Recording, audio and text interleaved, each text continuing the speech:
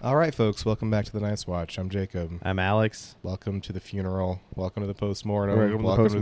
Welcome to the autopsy. Yep. So, I guess we'll just take turns kind of approaching the first big question. Yeah, unfortunately... What went wrong? What went wrong is we lost. But there's more to it, right? Do you want to go first, or do you want me to go first? Yeah, I'll give my 2 cents. So it's almost hard to talk about because when we say what went wrong, literally everything. Yeah. No, I agree with you. Everything that could go wrong went wrong, and everything that could go right for them went right. Yeah, and it really is just a reflection that, we were not the better team. 2023 is far behind us. Yes. And we got beat cleanly. Yeah. Like I said earlier, there's plenty of guys I hate on Edmonton. There's plenty of players I just don't like. But they played a really fucking good game. They got it done. They played a really good series. Knobloch had them playing really well, and they covered up mistakes, and they scored when they needed to score. They just played better. That's the bottom line. And that's the thing. So we couldn't score when we needed to score. We couldn't keep it out of our net when we needed to keep it out of our net. And a couple things I'll focus on. Well, we'll both focus on. But what stood out to me were kind of 3 things. One, we went 127 minutes of not scoring on Stuart Skinner. Yep. And the last goal that we scored on him was scored by Leon Draisaitl. Yeah.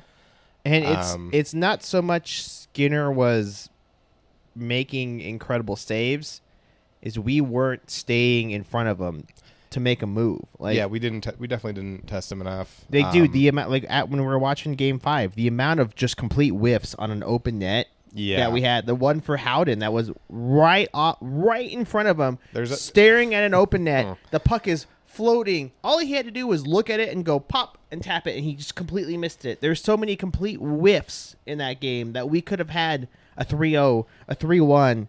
Yeah, but even then, because to me the real fatal blows were games 2 and 4. Oh, absolutely. Yeah. But another thing that stood out to me, our top 5 goal scorers did not score a goal in this series. So that's Eichel, Hurdle, Dorofeev, Barbashev, and Howden. Yep. Top 5 goal scorers did not score a goal. And here's in my defense of Jack Eichel, is his assignment wasn't to score goals. His assignment was to shut down McDavid and Draisaitl as much as he can. And that one's the other 4 guys have to step up, and they didn't. Yeah, and that's true, but also... Yeah, he should have shot more. Chip in one. He didn't shoot. He'd be carrying it in, and he'd have, even if it's not in the net, right? He'd be carrying it in, and he would have a semi-open lane at Pickard or Skinner, whoever it may be, and rather than look him off and shoot it, he passes to an Edmonton player, or the middle of the ice, or a puck that floats out of the zone, and now we have to go collect it to make sure their speed doesn't kill us. Yeah, and that's probably the why I emphasize 2023 is gone. Yeah. It's not the same Oilers. No. You can't get away with They're faster. They're not as slow as they were. And they're just more seasoned. Yeah, totally. They're not just riding off momentum anymore. They know how to win in the playoffs. They've been there. There's a lot of vets on that team now. I think what really, really, really hurt us is they swapped who they swapped in for Kapanen? Or swapped out for Kapanen, do you remember? They took out, I think they took out Victor Arvidsson and put in Kapanen, and fresh legs, right? But that guy was screaming up, and he ended the series. He was a bulldozer. Yeah, he was screaming up and down the ice. He ended the series, and my friend at work said I looked like him, and it hurt my feelings. He's not. He's ruggedly handsome. He's ugly. He's got doll hair though. He's like William Nylander's doll hair. Yeah, but he's not, Jesus Christ, dude. But anyways, sorry.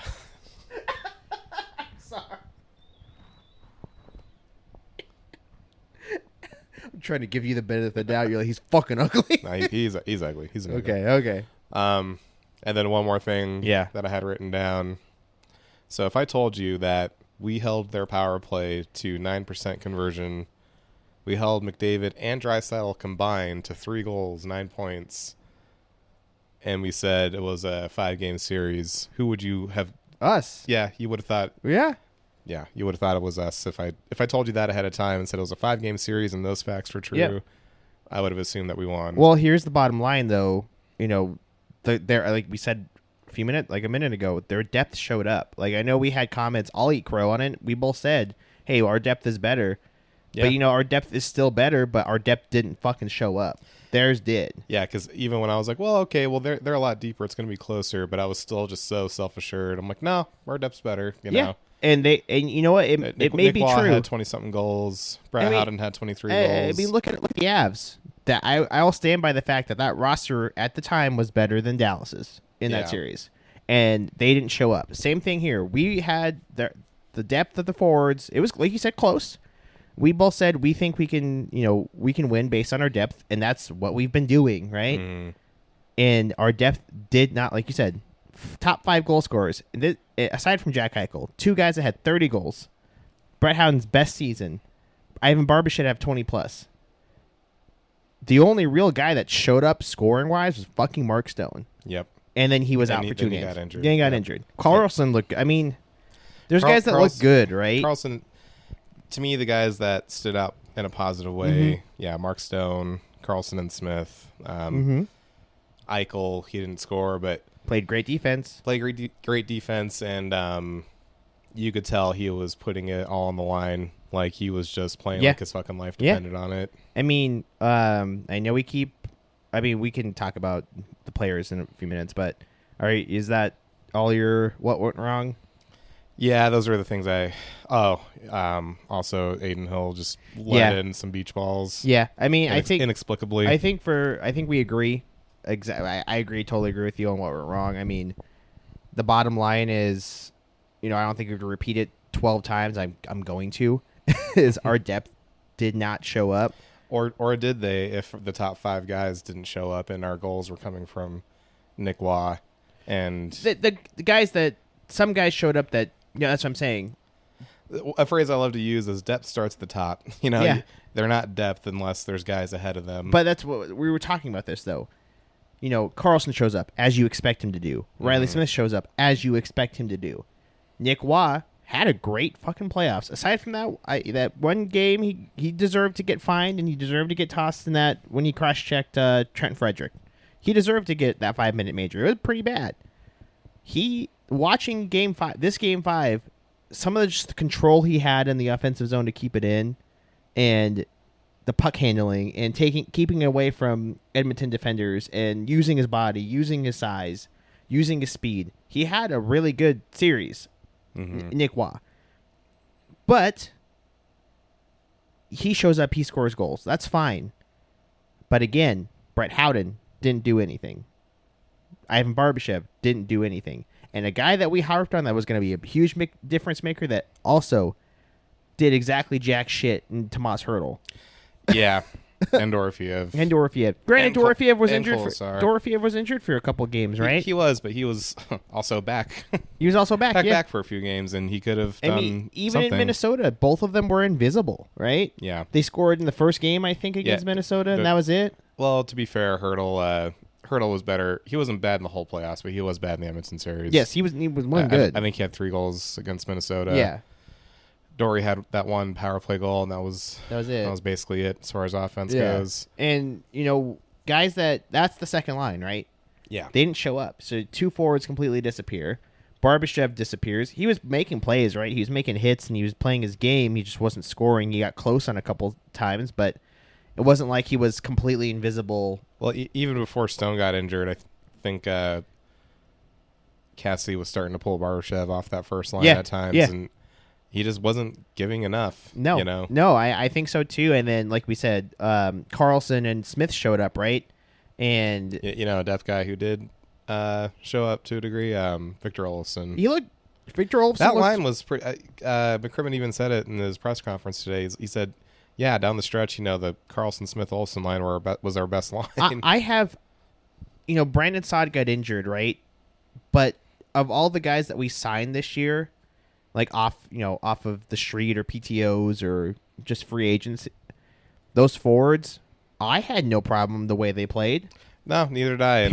Pearson's obviously Smith, we loved it, but Saad, Olofsson, and Pearson, I think they were great for what they were for depth. Pearson had a pretty good depth game playing on the 4th line. Pearson essentially helped. Now, essentially, he did set up the game winner at home against Minnesota. Pearson didn't have a bad set of games. Neither did Saad or Olofsson. The established guys did. Yeah, and that's what makes this so difficult. Cause right. It's like, well, what do you fix? It's like, well, I don't know, because I still look at our team and it's still a good team, right? It's still a good team, and it. This is where also it kind of gets into that frightening reality where you look forward and you're like, we're a good team, and but we just weren't good enough to win. And I don't know. Since 2023, I feel like I've kind of been like, well, we lost in the first round last year. That's because guys were injured. This and that. Didn't have time to get rolling. Dallas is a good team. Yeah. And then this year, okay, well, we win the division. We're a 110-point team.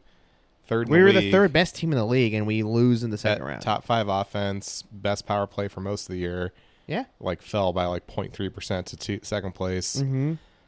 All these things where you're like, yeah, man, we're set for a deep fucking run. And then the goaltending, and then Hill playing so well at the back end of the season too. Yeah, and even Hill, what was the big question mark with him? Can he play a starter's load of games? And he did. He played 50-something games. He had a good season. He had a great back back half of the season. All these goals that we had, and then all these milestones you want to hit, we hit them. Mm-hmm. And it looked like it was building into something, and then you just hit the second round, and again, you just look at the team and they just didn't do it. Yeah. And guess what? We were talking about this earlier. There's never going to be a playoff run where we don't run into Edmonton at some point. We are intertwined with Edmonton and likely LA for the next decade. And then if say we fall to the wild card again and we're on the wrong side of the bracket, okay, well now we have Colorado and Dallas. 4 of the 5 best teams in the league are in the West. That's also something to think about too, is how good the West is in comparison to the East. Because Carolina, I mean, obviously we know we lost in 5, right? But I think even some of the Edmonton players were like, this wasn't an easy series. This was a difficult series. They were back and forth. It's not like we dominated this. I think both McDavid and Draisaitl, even I think Corey Perry, no, this wasn't easy. This was hard. And you look over at the East, I mean, it's 3-2 with Toronto and Florida, but Florida really is kind of dominating it, but Toronto's getting those timely goals when they need to.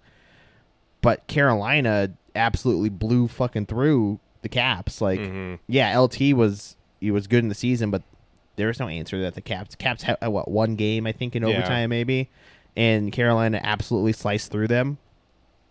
And so the West is so difficult. Playing in an hour? It's Saturday, but playing in about an hour, see what the Jets and the Stars get to do. They're gonna kill each other, right? Mm-hmm. They've been killing each other. The West is just so much harder, and that's why I think it's so bad that all this attention's paid to each East Coast teams. Yeah, the better hockey's coming out of the West. It was a joke I saw too. It was funny about NBA playoffs. So they're like, oh, the West is this fucking prison fight, and then East is Weenie Hut Jr. I'm like, oh, it's true. Exactly. It's true for both sports. But yeah, back to Adin Hill. We had all this expectation based off his last 2 playoff. Those last 2 playoff runs were great, and you had that stat where he's been one of the best goaltenders in the playoffs when he starts, right? And his back into the season, phenomenal. He was the hottest goaltender going into the playoffs, I think, with the best save percentage, best stats everywhere. And he just let in bad goals. You can't win a cup when you got a +3 GAA, right? Well, 8 fucking. He had the 3rd worst save percentage in the playoffs. I was gonna say he was in the bottom 3 worst goalies in the fucking playoffs. And, and again, it's one of those things where I'm just I just don't understand how, because I was at game 2 and the goals that Edmonton hopped ahead of us with, I was just looking at it, I was like, how does that go in?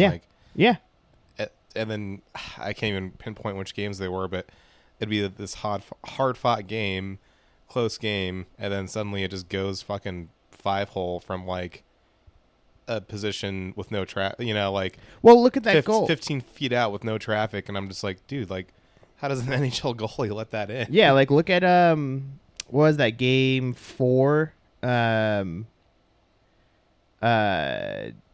the Kane goal, where it's like a weird like a sharp angle. He was coming down, and he shot it and went 5-hole, or went under his pads on the short side. The other two goals were, the first one was the Henry.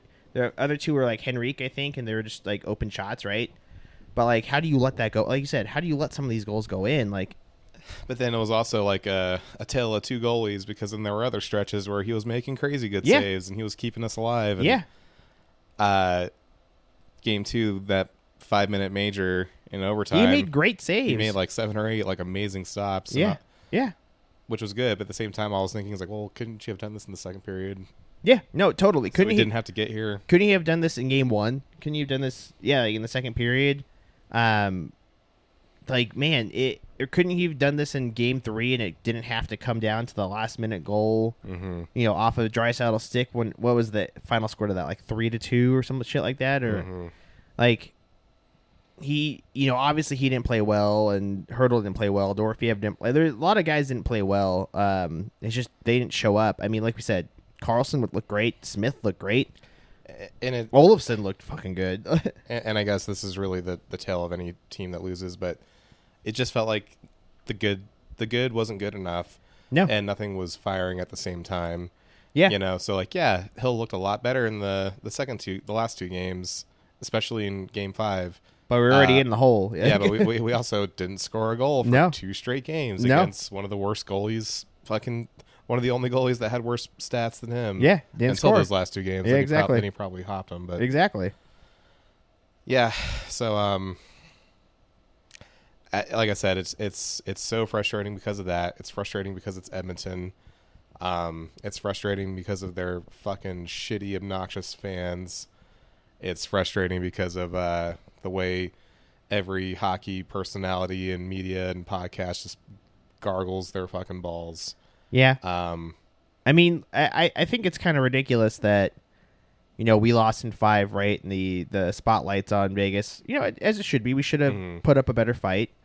But the Caps lose, and then there goes that story. Yeah. Oh well. They were competing for the President's Trophy. Yeah. They get fucking absolutely dominated by the Caps. So they've only advanced past the first round once. Yeah, and that's when they won the cup, right? Past the second round. Second round? Yeah. Okay, that was when they won the cup. Yeah. Once in Alex Ovechkin's 20-year career. Yeah. And of course, they win a cup the year they do that, but I get the focus that, we were a favorite coming in. Like, what happened to the focus on the Caps? Because the Caps apparently were going to steamroll through people, right? Like, they're going to... It's just this weird thing with Vegas where when we're good, no one really seems to give them credit for it or care or pay any attention to it. But as soon as we fail, everyone was like, so much for the big bad Vegas Golden Knights. I guess they're not so good after all. Yeah, and then fuck off. Don't fucking understand that the hockey playoffs are the hardest playoffs to make it through. So, but in that case, it's over. There's a lot to look ahead to, right? And we'll have a couple, we're going to space it out over the summer because, what's going to be there to talk about Vegas related? Absolutely nothing. It's going to be quiet until basically, beginning of the next season's in July, right?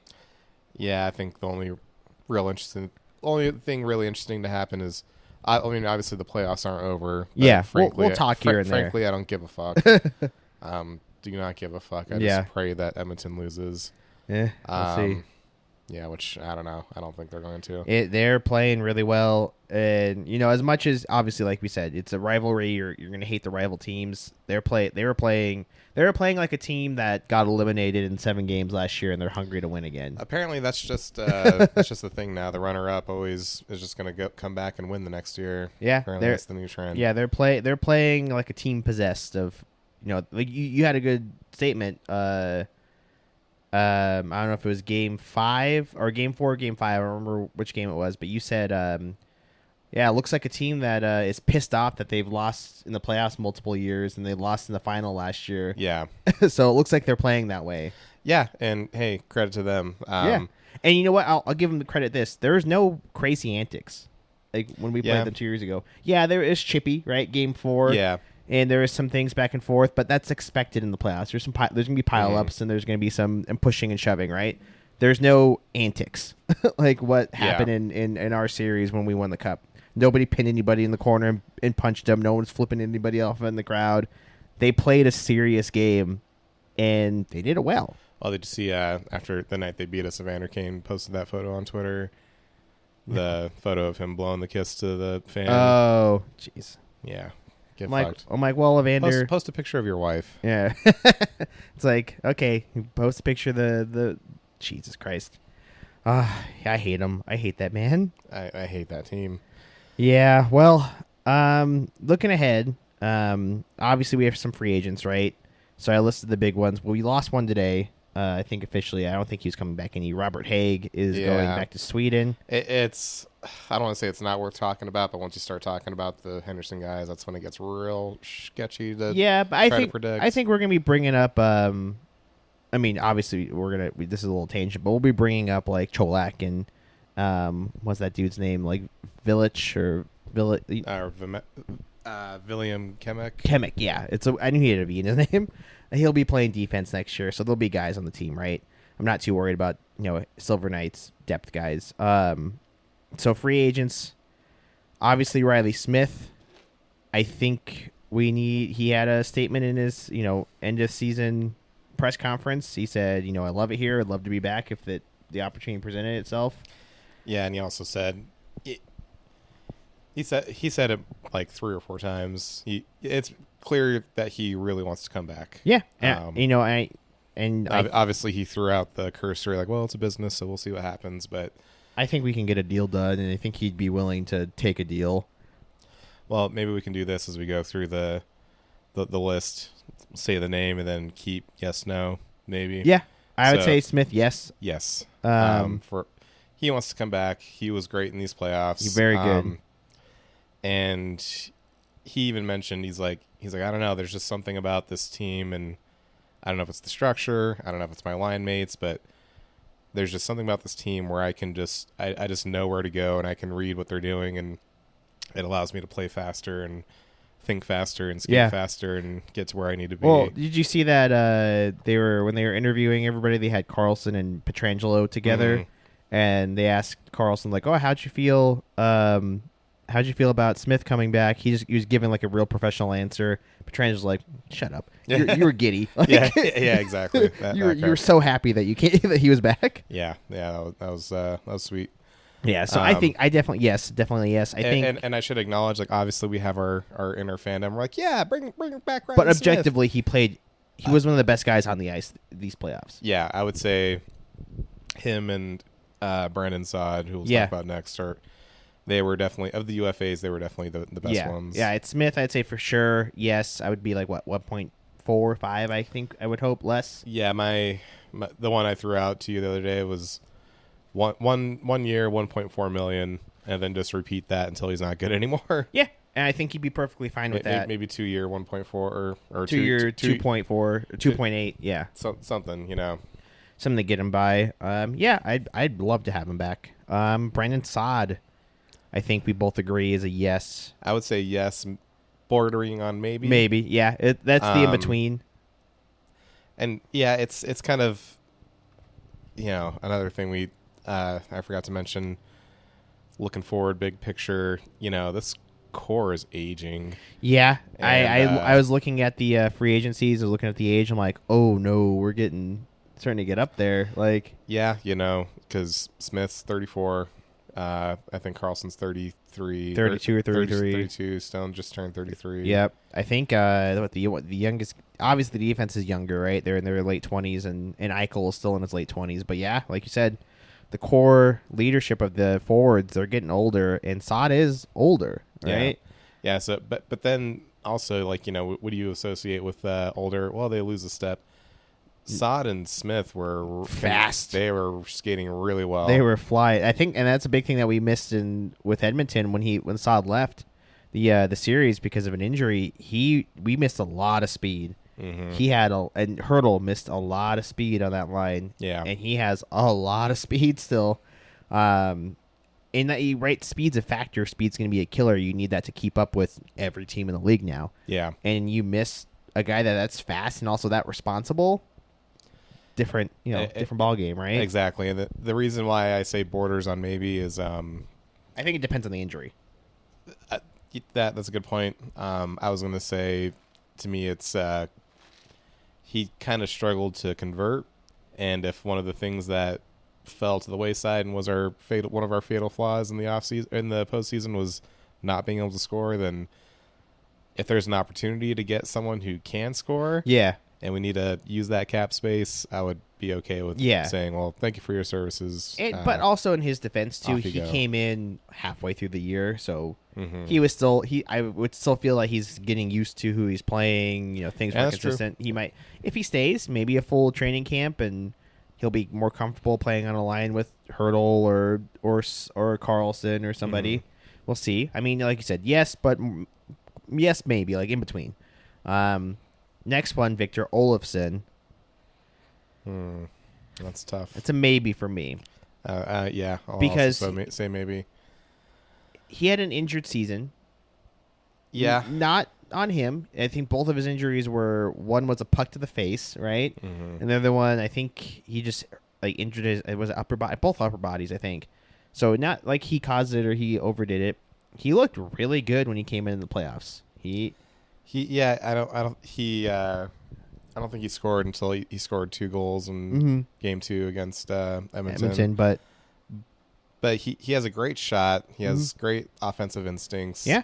And despite whatever his reputation from playing in Buffalo was, he's not bad defensively. He was working hard. He's not bad defensively. He works hard. He battles on the wall. There's some plays against Edmonton where he came back to break up the play and would break up a play himself and then clear the puck. And if we can again get him on a cheap deal like what we did this year, like $1 million, again, okay with that. It just depends on what he wants money wise, right? Exactly. Throw him in the maybe pile. And I think Olofsson, he's also younger too, right? He's in his late 20s, I think. Maybe. I don't know. I said maybe. Age is a definitive fact. I'll say I don't know. I feel like I'm not sure. One of the younger guys on the list. Not like in his early 20s, but I feel like he's a similar age to Jack Eichel. I have a supercomputer in my pocket. So exactly. Let me look it up real quick. Look it up. I'd say maybe on him. It just depends on what he wants. If he's willing to come back for $1 million, I don't see why not. And that means we would lose one of Saad. He is 29 years old. Okay, so not too bad. He turns 30 this summer. So not terrible, right? But still a little older. You obviously we say again, this in the if we can target someone in free agency and use that cap space, I wouldn't be too heartbroken. Same here. And this is where it's tough because one thing I forgot to mention was at today's press conference they asked Bruce Cassidy what do you think of the personnel, or does it shake up in personnel need to happen? And he's like honestly, I don't have a problem with a single guy in the room. He's like, no. I think they all have a good game, and obviously, I mean, he's not going to shit them. Well, some coaches would, but hey, Cassidy's the hard ass. Yeah. But he basically says top to bottom, I liked our group. They all played the right way. They all played well, and I don't have anything negative to say about these. He's like, I don't feel like our roster was the problem. No, it was just the execution and you know what? And Edmonton played better. That was the problem. So, next guy is Tanner Pearson. I would preface this with saying really liked the way he played. He played well coming in, but it will be a no because of his age. Yeah, it's a no for me, dog. Agreed. He was a great option to have, especially in the playoffs and especially in that Minnesota series where that North mindset was really helpful, because that's a problem with this group too, is they're all playmakers, so sometimes they kind of default a little too much to that east-west bullshit. Yep. When really they should just be chipping it in deep and calling it. Going to work. Yeah, no, totally. Which is something that he's good at. Yes. And he still has a bit of an offensive touch. I think he's still a NHLer. Oh, totally. I think he'll still get a decent bottom sixer contract. Yeah, I think he can go play for Seattle right now and be fine, or go play for most of the teams in the league and be okay. Yeah, but as for now, I would say it's a no for me, dog. I agree. Next one's an interesting one because I still don't understand how his UFA group works, and I tried figuring it out, and I still have no fucking clue. Yeah, there are certain things in hockey that call me a noobish Vegas fan, but I'm like, I'm never going to know what the fuck a group, UFA Group 6. Yeah, I just don't know. I tried figuring it out. I'm like, the language of this doesn't make sense to me. I'm like, but this, I'm reading this would make him an RFA though. No. I get halfway through and then I'm just like, you know what? I don't understand. Sorry, Eunice, but I think we'll see.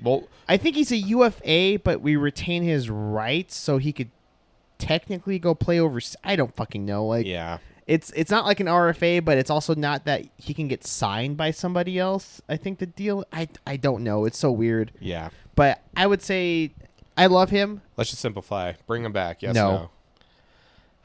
I love him. I really do love Reinberg, but it's at this point, it's shit or get off the pot, and he's still on the pot. Not saying that you needed this man to be a world beater, right? But he's not consistently in the lineup. He's not beating out Tanner Pearson and Victor Olofsson. Well, and that's kind of the thing, too. I'm like, if Tanner Pearson could come in on a PTO and win that spot, then, probably not going to happen. I would miss him most in Henderson. Mm-hmm. He plays great. He's also a really reliable call-up. Yes. Very good bottom sixer. And I think if he goes to someplace else, I think he'd be consistently on a bottom six in the team. Yeah, I mean, fucking Patrick Brown is playing for the Flyers right now. Yeah, exactly. So it's just one of those things. Yeah. But I would miss him dearly. Yes, I love him. He's one of my favorite. I know you talk about favorite Golden Knights, but he's one of my favorite, just depth guys that have been there for a while. Definitely. Younger than you think. Definitely one of my favorite Silver Knights. Yep, definitely for sure. His game always reminded me of William Karlsson. Yes, very smart, very hardworking. Yep. Yeah, I think he could be a good bottom sixer in the league. Yeah, just he needs time to actually play. Agreed. That's unfortunate we don't have a spot. So, and the last UFA we have is Ilya Samsonov. And I think we both agree it's a big fat no. It's a no. It's pretty thin out there for goalies. So but he was not good. Even down the stretch, I was like, well, I could see us bringing him back for one more year just because, what the fuck else is there? Mm-hmm. But dude, I know we talk about Aiden Hill in the playoffs. It got so bad that Akira Schmid supplanted him as the backup. That it's almost not even worth mentioning because I'm like, well, we don't need a wonder. They told us. It's Schmid. It's going to be Schmid. It's either going to be Schmid or they're going to bring someone in. Yeah, exactly. I don't know who, but not a lot of options. Not a lot of options. We'll look at it. I pasted in the free agents. But RFAs, this list is very interesting. It is. Because the leader of this list is Nick Hague, who I think deserves a contract, who has also been very good for us. And he's pretty young still, too. He is. I mean, RFA. But he is going to command a good amount of money. I think he's going to want at least minimum $4.5 million. Yeah, probably. The thing with Hague, I was going to ask you, do you think we have a offer sheet risk here? Yes. The size alone, mm-hmm. You have an offer sheet. I compare him to on size, just size and size and nastiness, just enforcer kind of idea. He's a lot like Logan Stanley in Winnipeg, but Nick Hague's good at hockey. Yeah. Nick Hague's not just old. Is not just big. It's not just big and mean. He can skate. He can shoot. He can play defense. He's consistent, and he also will get in there and mix it up and fight and be nasty and do those things you want a 6'5" defenseman to do, but also play good defense. Yeah. I totally think he's an RFA risk, and I was looking at the RFA tiers. He would, if he gets signed by somebody, he would net us a first and a third. Yeah. Well, and that's the only thing where because the other side of the offer sheet debate is there's might be people more willing to throw out offer sheets because the last two succeeded pretty publicly. Very well. I mean, I know Edmonton's further in the playoffs, but Broberg and Holloway. Yeah, and people can say like, oh yeah, well, you can make that offer sheet, because obviously an offer sheet's going to be a high AAV because the cap's going up. So you can make that offer. I would look out for on the flip side. Sorry. We can match that because the cap is going up. True. There's more flexibility to match it. So because if you want to retain someone, you're saying like, no, this guy's an important part of our team. We're not losing him. Yeah, because the cap will go up again in 2 seasons where we have to sign Eichel and Dorofiev. Mm-hmm. But that's also saying we have to sign Jack Eichel and Pavel Dorofiev. Jack Eichel is going to get at least $13-14 million, right? Dorofiev's probably going to want 7 to 8. If he has another good 30 goal year. But yeah, I think we should definitely bring Hank back. But like you said, if you run the risk of an offer sheet, but he's the most at risk of all of these 4. Agreed. But to me the other factor, because I keep hearing this get brought up, the other factor is that no one wants to acknowledge, and everyone pretends is the opposite, but it's not. People want to play here. I guarantee you, Nick Hague wants to play here. Oh, if he gets an offer sheet from fucking Vancouver, you think he's going to go? That's such a fucking disaster up in Vancouver. He's going to say no, thank you. I mean, there's some places I'd rather be on the playoff team in Las Vegas. I could see if it depends on Nick Hague. I mean, I don't know how. Never met the man. I'm sure he's a nice guy. Like if Utah made an offer, I mean, it's not that bad, but I don't think you want to live in Salt Lake City. But you think about the teams that have the money to do this. It's not teams that are in that, in a playoff sense, right? Yeah. Maybe Utah can make some offer sheets on players because they could be good soon. Colorado doesn't have any money. Dallas doesn't have any money. Florida doesn't have any money. Do you want to go play in Vancouver and deal with Giacolinis and that bullshit and Jim Rutherford? I don't think you do. LA is going to sign is bringing in Ken Holland. That's going to be a fucking disaster. Yeah, I mean, I would assume he wants to be here, but it depends on the price, right? Depends on the number if they can agree on it. I absolutely would love to have Hague back. That makes us younger immediately, and that safeguards us for the future, right? Once Pietrangelo retires and McNabb retires. Exactly. So I'm not too worried about it. It's a possibility, but I'm sure Nicholas Hague would rather live in a state with no taxes that's a perennial cup contender. Yeah. And any given day he can go to a luxury resort 10 minutes from his house. And get it for free, essentially. Have fucking beautiful women feed him sushi and rub his feet. So I think he's married. It doesn't matter. So? JK. But yeah. You get what I'm saying. Yeah, totally. No, I agree. And then the next 3, we got Holtz, Lavoie, and Cormier. I think Holtz is... We retain all these guys, right? So it's either sign... Or trade, right? So I think we can keep all 3. I think Lavoie and Cormier will be easier. Because Cormier, I think he has a future. He's just undersized. Yeah.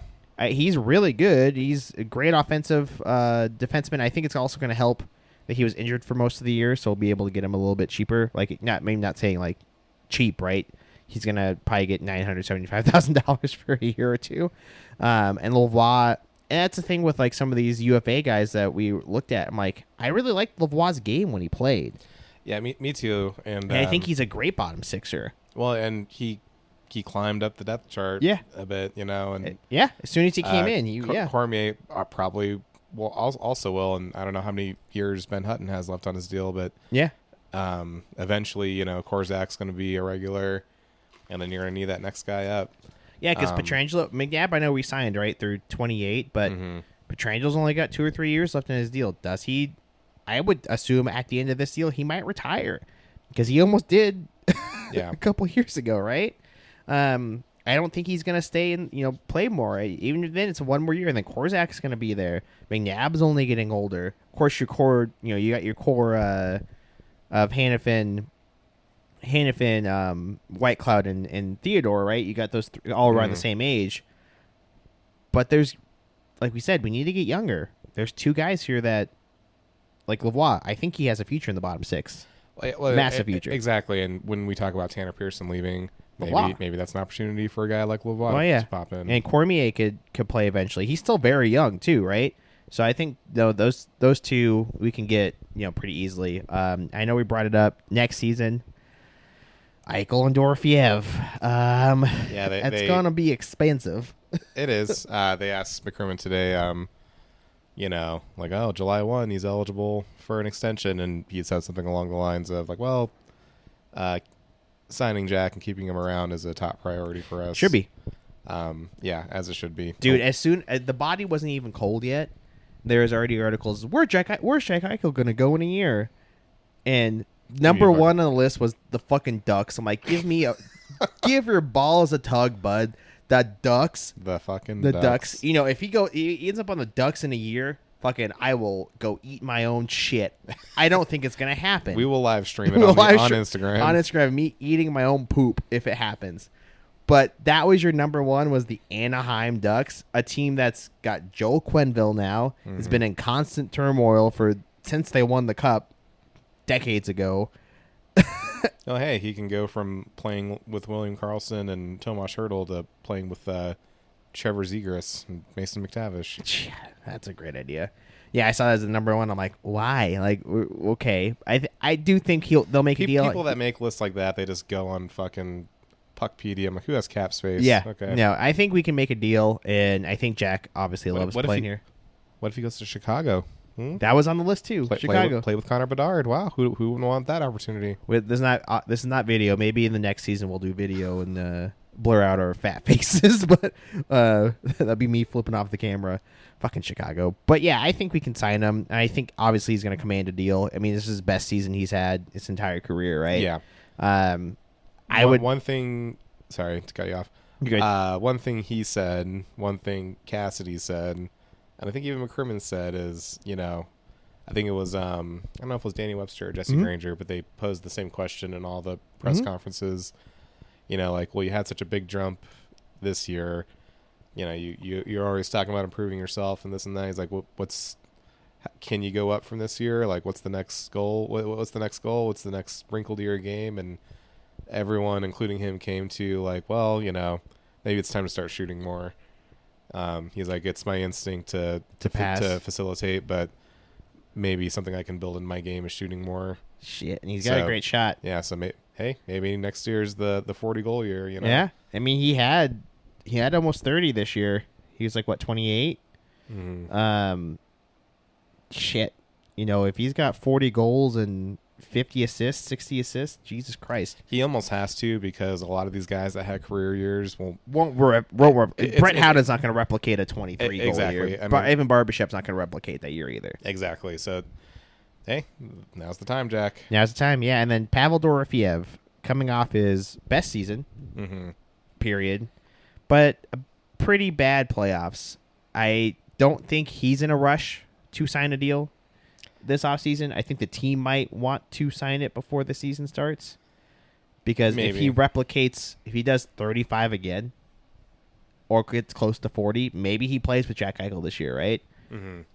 If he gets 30 plus again, that number is going to tick up pretty quickly, right? It's going to go from $6 million up to $8 million, right?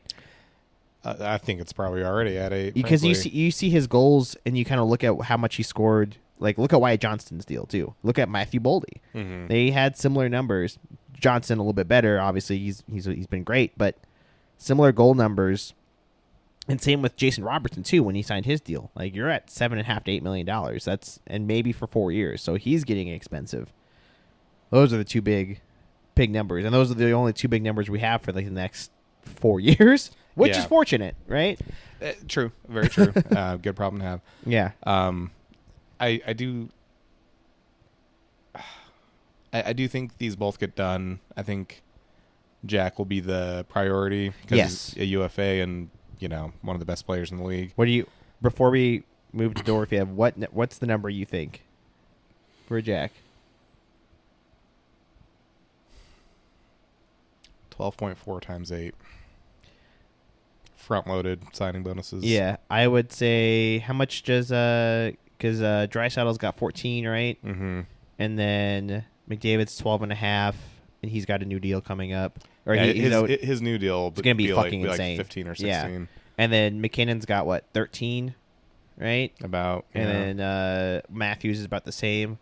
So I would say 12.5 to 13 million. And then, as everyone loves to bitch and moan about, never forget, no taxes. Yep. That can come into it. Big portion. You'd probably ask for 13.5, and you'd probably ask for 14 in Canada too. Yeah. You know. Yeah, I would ask Vegas, for more money. Vegas, maybe we can get that down to 12.5, and also say, hey man, isn't it great living somewhere that's nice and not Alberta, Canada? Exactly. Yeah, and cheaper. Yeah. So yeah, I think we can do it, and then Dorofiev, we'll see. But did you have another point you wanted to make about signing them? Just that Dorofiev, RFA, so it makes it he's still in team control, so that gives him a little bit of leverage. Yeah. Wouldn't be surprised if it's a bridge deal. No, not at all. I wouldn't be surprised if they did like what they did with Bouchard, like a 2 year, a little bit lower, and then we say come back to in 2 years. Come back in 2 years, you'll be a UFA. We'll sign you to something bigger if you continue it. Yeah, and I know it sounds naive and like a fan, but I do truly think these guys want to be here. Yeah. Just because every player I've ever heard on any podcast or interview always says, and it's obvious too. Like Friedman says it all the time. He's like the places that guys want to play are always the same. Yep. It's Vegas. It's Florida. Maybe even California, beautiful place, but taxes are high. Colorado. Yeah. Dallas. Yeah. Places where you have a shot at winning and where you don't pay taxes, and if it's a nice place to live. Yeah. Vegas checks all the boxes. Yeah, and then plus you're a 2 hour, not even 2 hour, an hour plane ride away from the beach if you want to go take your family out. You're a 4 hour drive away from going to California and having a nice, little vacation. You know what? Also, a lot of hockey players love that Vegas is great for golf. Yeah. Ton of golf out here. Yeah. Ton of golf. Even though it's 115 fucking degrees. Well, that's the thing that's another thing to remember. They care about what the weather's like during the season because that's when they actually live here. It's nice during most the season. Guys. They go, "Oh, I'm going back to BC for the summer." Yeah, because it's 75 degrees and not fucking balls hot. But exactly. Regular season, it's what 80 at max during the season. I think the only guys that live here all year are like Zach Whitecloud and like one or two other guys. Yeah, Smith, right? Doesn't he come back? Well, Fleury's got a house out here too. Yeah. And Reeves still lives out here. Still has a house here. So I'll never forget. I don't think it was last night. But people don't want to come here, Jacob. We're too hard of a. They don't live in Vegas forever. We're a transient city. God, fucking get fuck Sportsnet. The lies that Canadians tell themselves. Oh boy, just like how Austin Matthews is gonna take Toronto to the Cup, right? We'll see. But scored a big goal last night. They showed up last night. Speaking of Toronto, I want to lead that in a little bit. League-wide UFAs next season. There's some big names. Yeah. So, should we start off with the question Tyler asked us? Yeah. Biggest name available, biggest fish available. Everyone knows Vegas goes for the big fish. Everyone knows Vegas goes big game hunting. That's me shaking my head. Everyone knows Vegas just blindly throws money at the biggest name they can with no forethought. You can hear, you can kind of hear it, folks, but that's me shaking my head. Yep. So Mitch Marner, UFA. Does Vegas pursue Mitch Marner? Fuck no. Agreed. We have too much money tied up in. I was just gonna say no, but I'll go fuck no as well. Too much money tied up in better players, and I think Mitch Marner is a good hockey player. He's an elite hockey player. He's an elite hockey player. He's in the top 5 to 10 in points every year. He's good defensively. I saw a crazy stat was, I don't remember who the player was that they compared him to. I want to say it was, it was Mikko Rantanen. How much he's been scoring for Dallas in these playoffs. He has scored more goals or had more points than Mitch Marner has had in the last 5 years in the playoffs since Mitch Marner's been with Toronto. Damn. in this one season. So, that being said... If there's one thing that cheers me up after an early elimination, it's watching videos of Steve Dangle meltdown. Scream. Oh, my God. You get fun little nuggets like little stats like that. And so, no, I would say both him and Tavares is a no for me. There's a lot of names on this list that I do like that I don't know if they'll be back with their team considering cap restraints. One being Nikolai Ehlers, a man that shows up. He scored the other night against Dallas. He scored twice, I think, in that game. And it's kind of been widely publicized that they're very far apart on a deal. Far apart, and I've also heard that he's like not even interested in returning.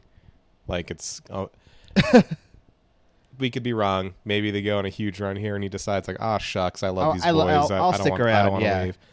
But different things I've heard from different insiders at different points. All on podcasts and shit. Yeah, not totally. Not like they're fucking texting me, but you know, as someone who wastes all of his time listening to podcasts at work, it seems like I said, he's not even interested in coming back. Like his mind's made up that he wants out. Yeah, and he's getting paid what, $6 million right now, I think. So I think he'd probably do like up to 7 or 8. There's gonna be a lot of teams going after Nikolai Ehlers, right? Yes. We're not gonna be the only one, but I think we're one of the only. We're gonna have like 9 and change in cap space this season. I think right? we're gonna have like 10. But obviously you have to account for. You have to take care of your young guys. Keep those guys in the system. You have to, like I said, if your UFAs, look at them, see who's going to help keep this core together. I would assume we have about, depending. If we sign anybody to the UFAs, I hope it's Smith, and then obviously the RFAs. It's dependent on what happens with Nick Hague. That's going to be the big number, right? Yes. Where does Nick Hague fall on that money line? And then we can go out and get somebody from there. And if you know it doesn't work out, you can trade Nick Hague. But I don't want to. I would rather have him signed. But yeah, I mean, there's Ehlers, there's Mikael Granlund, Ryan Donato. There's some good depth names, Brock Nelson. But there's some of these guys that are older, right? Like Brad Marchand's 37. Yeah, that one I don't know. If there's anybody, I was hoping we were gonna get him for just 1 year for this playoff run.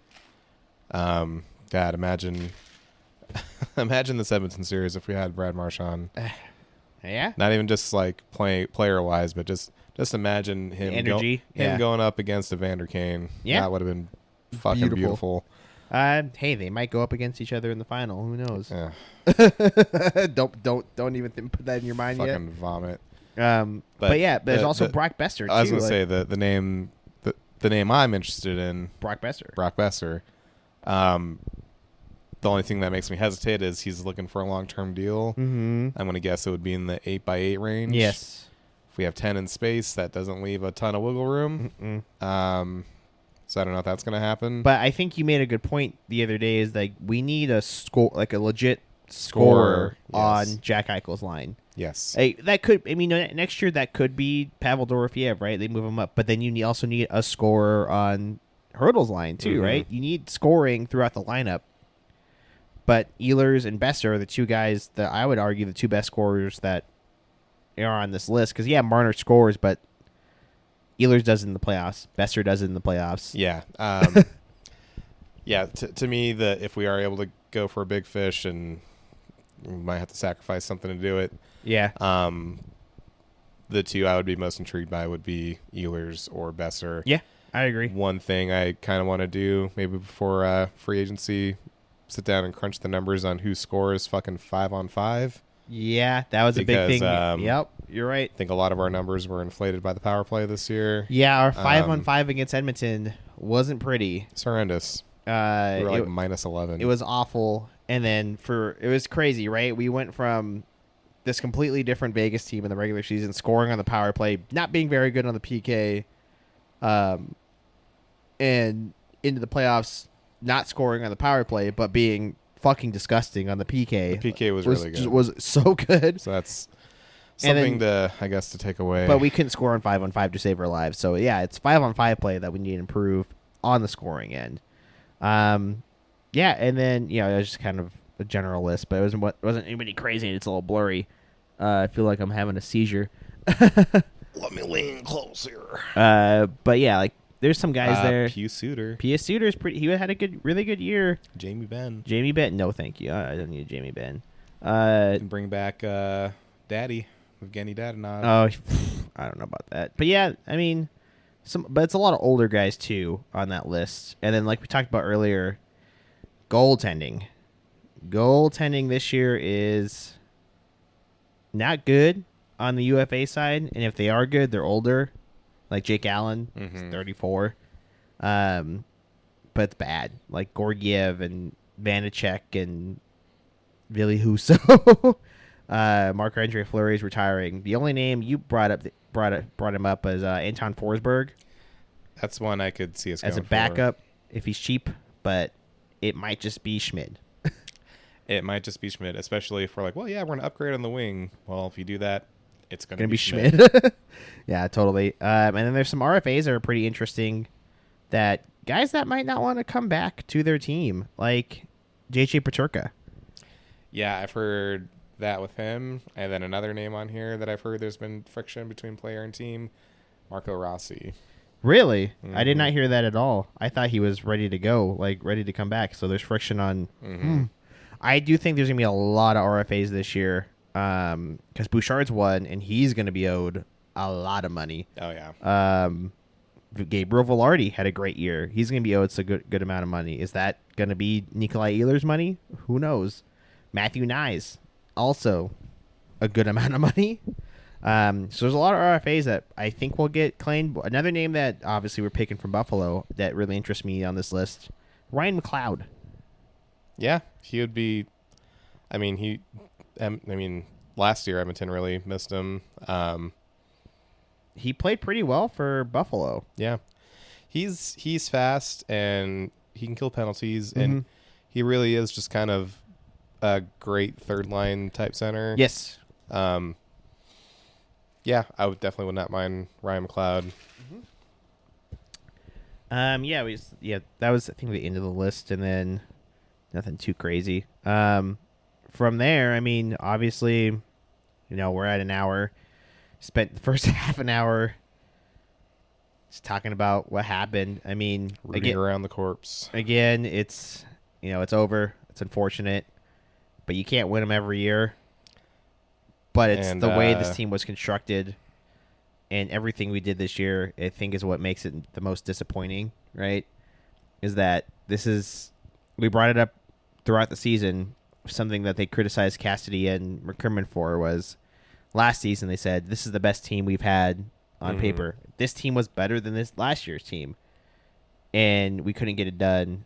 And the guys that score, guys that we, again, to repeat ourselves from the beginning of this episode, the guys that were scoring in the season didn't score in the playoffs, and their guys did.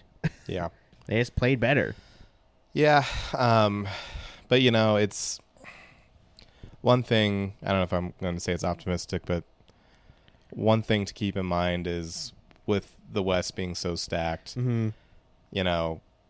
I think we have to stop looking at when you lose and start looking at who you lose against. Yes. Last year we lost in the first round. It was against fucking Dallas. Dallas went to the Western Conference Finals. This year we lost in the second round. It was against Edmonton. A team that went to the Stanley Cup Final. A team that might go back again or at least play well in the Western Conference Final. They're at least going to the conference finals. Two good very good teams. Yeah. So, and then especially with the playoff format, it encourages that. So that's just kind of the reality.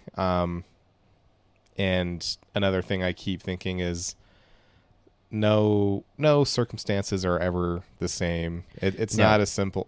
We boil it down to here's some names and numbers on a piece of paper. And obviously, how you build your roster is massively important. But sometimes it really is as simple as, Connor McDavid has been in the league for 10 years and he hasn't won a cup. Fucking Evander Kane's been in the league for 10 years. He hasn't won a cup. Connor Brown hasn't. Yeah, all these guys, they haven't won, and they've been so close. And I hate to use fucking bullshit terms like hunger or desire or whatever, but that's kind of what happened with us when we won. It's easy to make fun of us for not being a long existing franchise, but that, as far as, the lifeline of a core of players, those guys have been playing together for a while. Yeah. And those guys were hitting their late 20s, early 30s without winning, and they wanted to fucking win. Yeah. They were not going to be denied. No, totally. Yeah, exactly. Like you said, you don't want to use generic terms like hunger and desire, but I wouldn't say we didn't have the hunger for it, because obviously I feel like Tomas Hertl wants a cup, right? He hasn't won one. Well, even Petro, he's won 2 cups, but I don't know if you watched the post games after Game 5, but he was holding back tears, like he was fucking upset. We have time. We have plenty of time. I would like to call out the 180 that our fan base has done, or at least online fan base has done with Alex Pietrangelo. Yeah. After last year giving him so much shit, the entire year giving him so much shit. Gotta trade him. He's gotta retire. And the season ends. He had some bad plays here and there, but he's really good for the team. Like, fuck you. Yeah. Like I get it. Like, that's harsh, but like, you can't understand how good you've got it until exactly the way this man plays and plays in the playoffs. And all of a sudden, he's okay. I don't want to say it's just us having like a spoiled fan base, but honestly, sometimes we are spoiled. Like we 100% are. I said that at the brewery the other night after Game 5. I'm like, man, like we've been so used to like the default is like conference finals are better. Yeah. And that's where we're coming from, is the disappointment of how good this team has been. In the 8 years we've been a franchise, we've had every possible outcome in a playoff, but we've only missed the playoffs once in 8 years, and that was the last game of the season. Yeah, so it's kind of it's either been we go on a deep run or something freakish happens to prevent it. And this year we're like, okay, well, we won the division title, we won the first round. I'm just assuming we're making conference finals. No, sometimes you just get your ass spanked. Sometimes you just get beat, right? And like you said, spoiled. I think we are a early franchise that's spoiled, not in a negative sense of, well, you need to what's the phrase every other fucking fan base use? You need to suffer more. Yeah. Or you guys haven't had hardship. Like, maybe because your fucking ownership sucks. Maybe because Bill Foley actually knows what the fuck he's doing. But in the looking at it of, in a negative light of like, Alex Pietrangelo, I'm sure I at least 20 other teams would have loved to have Alex Pietrangelo on the team, but we're harping and moaning about him being older and having some bad plays, but look how good he is in the playoffs. Noah Hannafin had an up and down year, but he was insane in the playoffs. Like, we really are spoiled in that our owner knows, he lets the GM run it. And he knows he's not afraid to spend the money and be aggressive. Be aggressive about it. This is kind of random. Did you watch The White Lotus? No, I did never watch that show. Well, not too much of a spoiler, but there's this rich family. It all takes place in this ultra luxurious. Is this the recent season? Yeah, all takes place in an ultra luxurious resort in Thailand, breathtaking landscape shots. All that. But there's this rich family, and they're all just kind of single-minded rich people, just stereotypical American rich people. Right. The daughter's a little bit more, hippie, and she's there because she's interested in Buddhism. She wants to join the monastery and rebel from the family and live that simple life. And then she gets there and she realizes like she can't handle it. She's like, there's no air conditioning, like it, all that shit. She's like, I just wasn't built for this. No. And then the mom, who's been the mom character, who was kind of comically not self-aware the entire series, she said something actually really self-aware and poignant. She's like, oh honey, she's like, no one's in the history of the world has had it better than us. She's like, not even the medieval kings and queens and emperors. Like, if you think about it, it would be insulting to not enjoy it. That's a good point. Like, every person on the globe dreams of doing what we're doing, so you might as well take the time to enjoy it. Exactly. That's a good point. That's how I feel about Vegas. I'm like, no one's got it better than us, and you know what? That's why I'm enjoying it. Yeah, and like no team in the history of the NHL has started better than us, has won a cup faster than us, and it would be rude and disrespectful to not enjoy it. Exactly. Or to pretend that we're not enjoying it. It's because it will get bad eventually. Oh yeah. It happens with every team. It will get in the dire straits. Guys will get older, guys will retire, and we won't have any prospects coming up. One day, fucking old man McCrimmon, one day he'll retire. Yeah. He's going to take over. Bill Foley's not far off from being in the grave. That man's in his 80s. He's not young, is how I he's old, but granted his son is just as aggressive as he is. But like you said, McCrimmon, he's an older guy, and McPhee, the older guy. It's gonna go through cycles. Like we'll see what happens in the future. But not everyone can be Lou Lamoriello and just still be get a job somehow besides being bad and old. Still be cognizant and fucking. I wouldn't say he's cognizant. Hey, just the shot Did you see the team he put together in New York this year? I've seen young guys put worse teams together. Kevin Adams. But yeah, just that picture of him in the airport, just walking around with his briefcase and his coat. I was like, you wouldn't think he's 84. No. He looks. When I think of an 84-year-old, I think I'm like, they don't leave the house. No, decrepit. This man's just walking through. This man's just traveling across the country by himself. Yeah, I mean, like you said, it's to probably end this. Obviously, this is the first full year of this podcast, and I hope there's many more. Loved the season and loved the team, and realize how good we've had it. Mm-hmm. Yeah, it sucks to lose in the playoffs. It sucks not to make the cup final. It sucks not to win the cup final. But in the grand scheme of things, how many teams have really done that aside from Florida? I mean, not Florida. I'm sorry, Tampa Bay. Like, they were the first team to win back-to-back since, like, the 90s, I think, or, like, late 80s. No, the Pens won back-to-back. Oh, yeah, duh. Sorry. Right when we came to the league, and then a few years before that, Chicago won back-to-back. So it's not unheard of, but... It's not common. Yeah, it's not common. Yeah, I completely forgot about the Pens. I hate it when people say that the COVID year just doesn't count. It does. No, it counted. They're a good team. But I will say, as far as Tampa going back to back, maybe it helps that one of those seasons was only like 48 games. True. Yeah, but yeah, it's you look at the grand scheme of the league and you look at who's good and who's been good. We've only been around for 8 years. It's going to be 9 years next year. And we've won a cup. We've only missed the playoffs once, and we've been out round 1 through round 3, whatever that may be. But you look at some of these other teams like Vancouver, and just in our conference, Vancouver, Anaheim hasn't been good. I mean, Anaheim's been better than Vancouver has. Anaheim's got a cup, right? I mean, yeah. I mean, there goes I. But for the grace of God, look at Vancouver.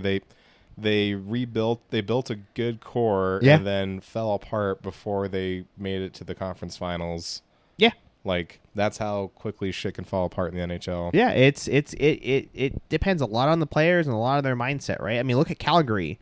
There was a post I saw the other day that listing off all these players that were on Calgary's team, like with Noah Hanifin and Chris Tanev and Johnny Gaudreau, Matthew Tkachuk.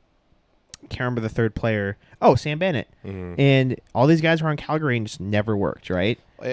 One thing that put that into perspective for me was someone, after we won the season, won the division title for the season, they posted a graphic. It's like, oh, the last however many years, the Pacific Division winners. And I'm like, for most of our existence, it really has just flip-flopped between us and Calgary. Yeah. I think last year when it was Vancouver, that was like the first time in a while it was someone besides us or Calgary. And I was like, fuck, I forgot Calgary was like really good, right? And just never really put it together in the postseason. No, you look at it in the whole scheme of things is like, we've as a franchise have done a lot in a short amount of time, and plus given all the negativity, and that's why we get a lot of negativity from other fan bases, right?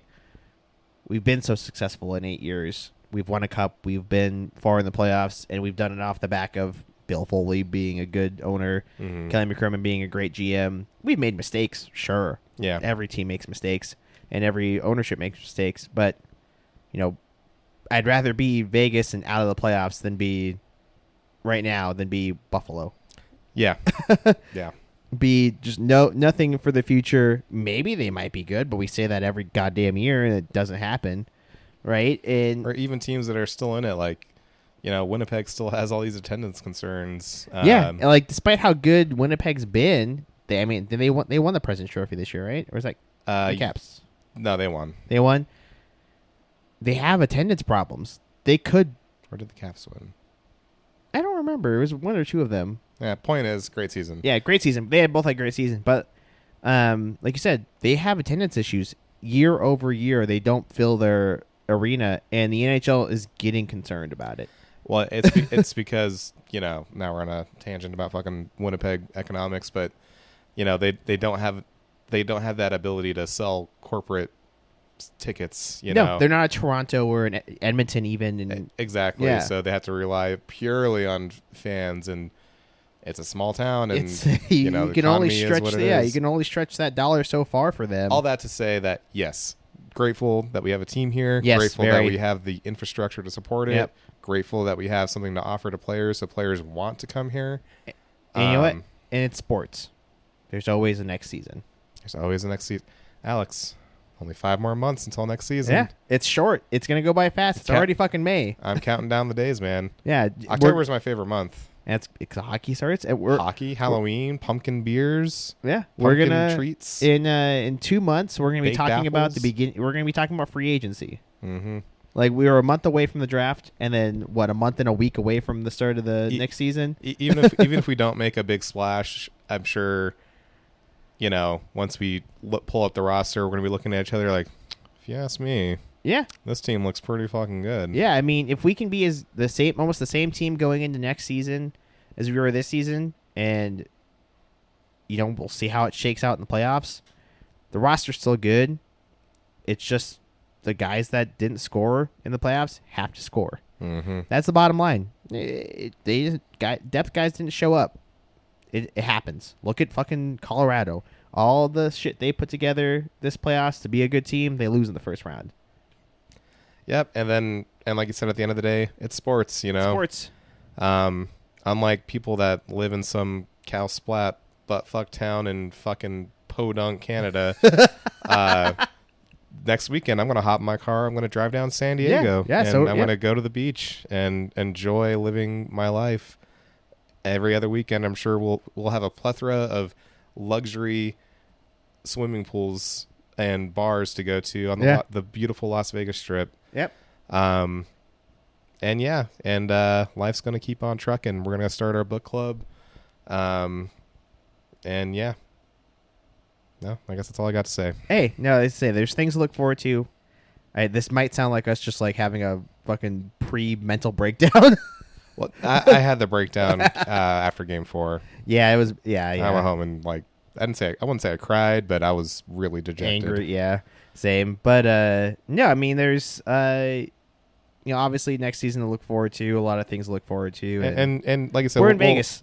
We're maybe only. I would only want to be maybe in a couple other places that are nicer, but with things to do. Exactly. I know we bitch and moan about the heat and the allergies and all that, but end of the day, like when we went to Uncommons the other day, I was like, how many people could just go to this fucking Italian sandwich shop on a whim? You know what I mean? Yeah, like you have to be like in LA or like Seattle or New York. Exactly. to do that and also not feel like you're going to get like murdered by a old person driving a car. Yeah. I can try finding a place like that in fucking Edmonton. But hey, but Jacob, they do pizza donations, which again is good. I don't know if they kept doing that. That's a good point to think about. Probably not, but it's been a few years. It's fine. Yeah. But yeah, again, to kind of circle it all back is, and we have some ideas for some off-season content. Yeah. We'll be back. We might have we have to text them. We might have a big interview. We won't say who, but we might have a big interview. Yep. And then like you said, draft. Not that we have any first round picks. Not that we have a first round pick for 2 years, but draft, free agency. There's plenty to come up in the next. It's a month away of that, a month and a half away, and then July and August will be the real struggle times. Yeah, but then hey, September suddenly is training camp, and there we go. Yep, exactly. And with that, I'll say one more time until probably a couple weeks. We'll see. Go Knights, go! It's gonna be okay. Stay gold. Go Knights, go! Fuck Edmonton, and stay gold. Have a good summer, everyone. Have a good summer, everybody.